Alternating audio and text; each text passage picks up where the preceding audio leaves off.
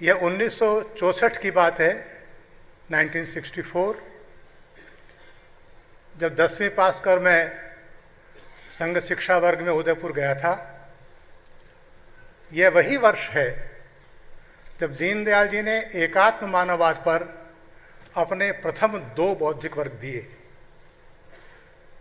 मैं तो बालक था, लेकिन एक अद्भुत का अनुभव हुआ। कुछ अद्भुत चीज है जिसको जानना चाहिए। और उसी वर्ग में दीनदयाल जी ने अपने बौद्धिक में कहा, स्वयंसेवक को राजनीति से अलिप्त रहना चाहिए जैसा कि मैं हूं। अब वो एक पॉलिटिकल पार्टी के महामंत्री थे और वो कह रहे हैं कि स्वयंसेवक को अलिप्त रहना चाहिए राजनीति से जैसा कि मैं हूं। तो शाम को उनसे प्रश्न पूछा गया कि एक दल के महामंत्री होते हुए आप कैसे अलिप्त हैं? तब उन्होंने कहा था, मैं राजनीति के लिए राजनीति में नहीं, मैं राजनीति में संस्कृति का राजदूत हूं।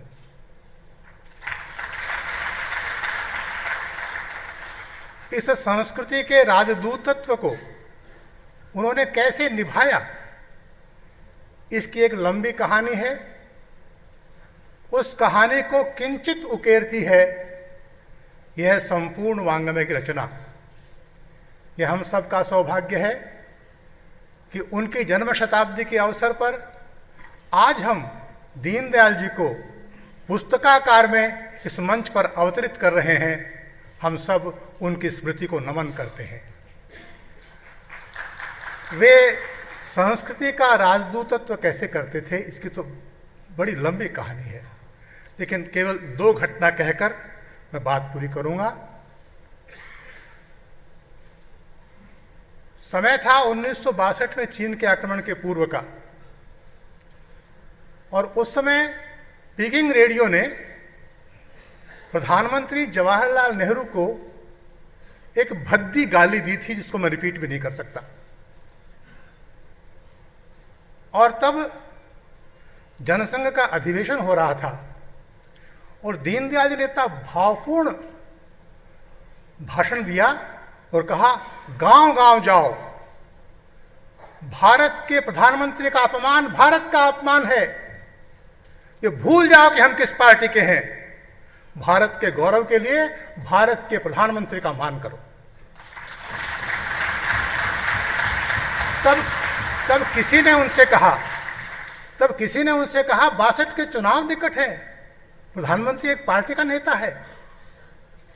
तब उन्होंने कहा था, पन्ना धाय का आदर्श हमारे सामने है, जो उदय सिंह की रक्षा के लिए अपने पुत्र को बलिदान कर देती है, पार्टी कुछ नहीं होती। देश में आंदोलन चल रहा था। प्रधानमंत्री जवाहरलाल नेहरू की रूस यात्रा थी। आंदोलन की तीव्रता को देखते हुए सोचा गया कि प्रधानमंत्री यात्रा स्थगित कर दे। जनसंघ के महामंत्री पंडित दीनदयाल उपाध्याय,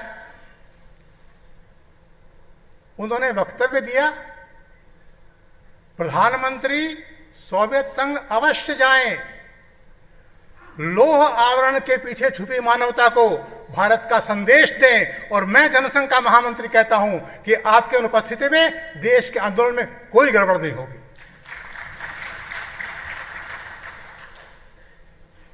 उन दीनदयाल जी ने देश को एकात्म मानववाद का, सांस्कृतिक राष्ट्रवाद का, आर्थिक लोकतंत्र का, अंत्योदय का जो दाय दिया, वह दाय खजाना है जो खजाना उन्होंने भारत की संस्कृति से, भारत के इतिहास से, भारत के दर्शन से प्राप्त किया था।